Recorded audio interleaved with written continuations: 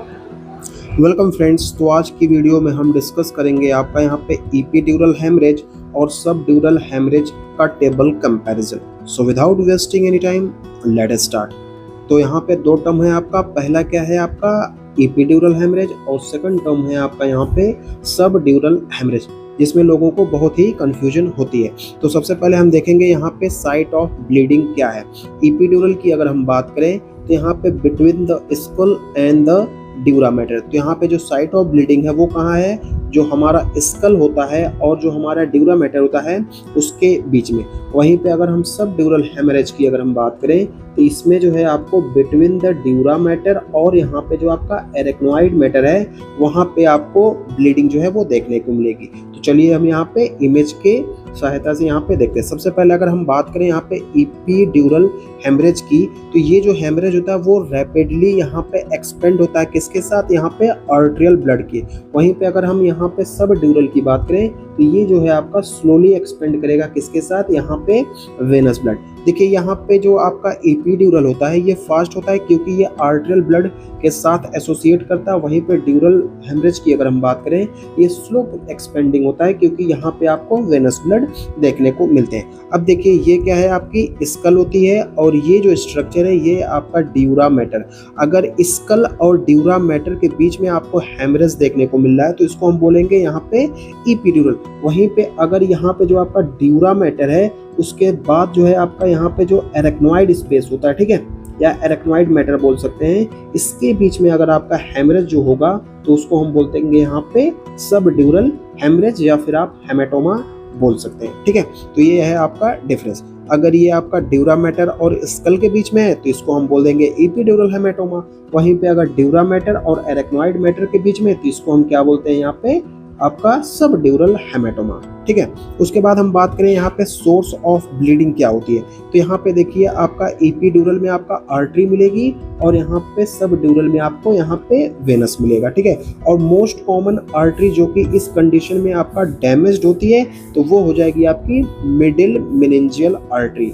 लेकिन वेनस की अगर हम बात करें तो यहाँ पे टीयरिंग होगा किसका, जो हमारी ब्रीजिंग वेन होती है उसकी टीयरिंग हो जाती है। उसके साथ हमको क्या देखने को मिलता है, आपको यहाँ पे सबड्यूरल हेमेटोमा। ठीक है, उसके बाद हम बात करेंगे यहाँ पे कॉमन कॉज। तो यहाँ पे एपिड्यूरल में जो आपका कॉमन कॉज है वो क्या हो जाएगा, यहाँ पे स्कल का फ्रैक्चर, स्पेशली जो हमारी यहाँ पे टेम्पोरल बोन होती है उसमें अगर फ्रैक्चर हो जाएगा तब आपको यहाँ पे एपिड्यूरल हेमेटोमा या फिर हेमरेज जो है वो देखने को मिलेगा। वहीं पे अगर हम बात करेंगे सबड्यूरल की तो यहाँ पे आपको हेड इंजरी, उसके साथ साथ एक्सेलरेशन या डिसलरेशन की कंडीशन आपको देखने को मिलेगी। स्पेशली किसमें, यहाँ पे एल्डरली इंडिविजुअल हो या कोई अल्कोहलिक इंडिविजुअल हो या फिर आपका यहाँ पे इन्फेंट के केस में देखने को मिल सकता है। अब उसके बाद हम बात करेंगे यहाँ पे ऑनसेट ऑफ सिम्टम्स की। ठीक है, तो यहाँ पे एपिड्यूरल की अगर हम बात करें तो इसमें जो सिम्टम्स है वो बहुत रैपिड आते हैं। डेट इज यहाँ पे आपको कुछ मिनट से लेकर आपको कुछ घंटों के भीतर जो है आपको यहाँ पे सिम्टम्स जो है वो दिखना स्टार्ट हो जाएंगे। लेकिन वहीं पे अगर हम सबड्यूरल की बात करें तो इसमें जो सिम्टम्स है वो बहुत स्लो आते हैं, जिसमें आपको यहाँ पे आवर से डेज और इवन जो है आपको वीक्स लग जाएंगे यहाँ पे सिम्टम्स को यहाँ पे अपीयर होने में। ल्यूसिड इंटरवल की अगर हम बात करें तो यहाँ पे आपका एपिड्यूरल में क्लासिकली जो है आपको ल्यूसिड इंटरवल जो है वो देखने को मिलता है। यहाँ पे ब्रीफ रिकवरी बिफोर डिटेरियोरेशन। ठीक है, उसके बाद हम बात करेंगे यहाँ पे सबड्यूरल की, जिसमें आपको यहाँ पे ल्यूसिड इंटरवल एब्सेंट होता है।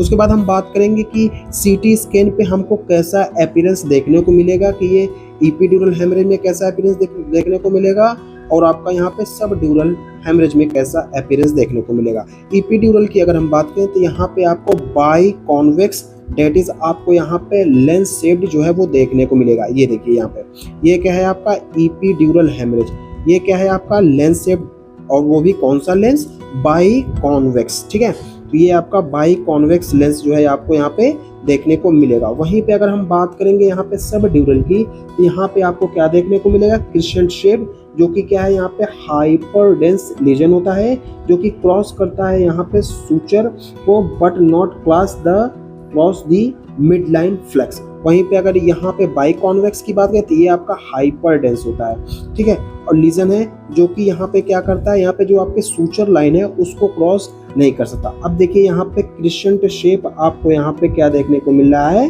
हेमेटोमा या फिर जो है आपको हेमरेज जो है देखने को मिलता है सबड्यूरल में। वहीं पे अगर हम बाइकॉन्वेक्स की बात करें तो ये आपको इपिड्यूरल में देखने को मिलेगा। एज ग्रुप की बात करें कि कौन से एज ग्रुप में ये कॉमन होता है, तो यूजुअली जो आपका इपिड्यूरल होता है वो आपका यंग एडल्ट में कॉमन होता है, लेकिन वहीं पे सबड्यूरल की बात करें तो ये आपको एल्डरली या फिर जो है आपको इन्फेंट्स बच्चों में मोस्ट कॉमनली देखने को मिलता है। इंट्राक्रैनियल प्रेशर की अगर हम बात करें तो यहाँ पे देखिए ये रैपिडली इंक्रीज होता है इपिड्यूरल में और ग्रेजुअली जो है इंक्रीज होता है किसमें, सबड्यूरल में। उसके बाद हम क्लिनिकल फीचर्स की बात करें तो जाहिर सी बात है यहाँ पे आपको हेडेक देखने को मिलेगा, वोमिटिंग देखने को मिलेगी, लॉस ऑफ कॉन्शियसनेस देखने को मिलेगा और इपिस लेटरल यहाँ पे प्यूपिल का डायलेशन। इपिस लेटरल का मतलब होता है सेम साइड और यहाँ पे कॉन्ट्रालेटरल का मतलब होता है अपोजिट साइड। तो यहाँ पे जो है आपका कॉन्ट्रालेटरल वीकनेस देखने को मिलेगा अपोजिट साइड में, ठीक है।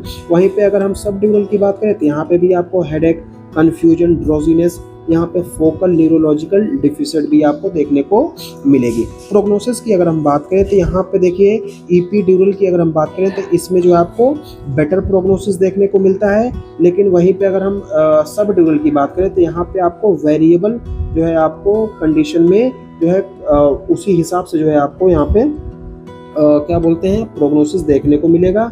अगर क्रोनिक केस है तो यहाँ पे आपका जो प्रोग्नोसिस है वो वेरिएबल कर सकती है। देन ट्रीटमेंट की अगर हम बात करें तो इसमें आपको इमरजेंसी यहाँ पे क्रेनियोटॉमी या फिर आपको इवैक्यूएशन करना पड़ेगा। वहीं पे अगर हम सबड्यूरल की बात करें तो इसमें आपको बर होल यहाँ पे ड्रेनेज करना है या फिर जो है आपका क्रेनियोटॉमी को जो है परफॉर्म करना है depending on the size and chronicity.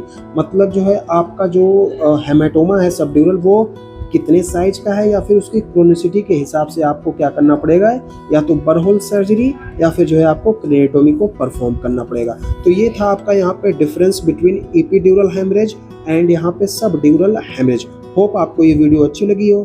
Thank you for watching, keep supporting and have a great day.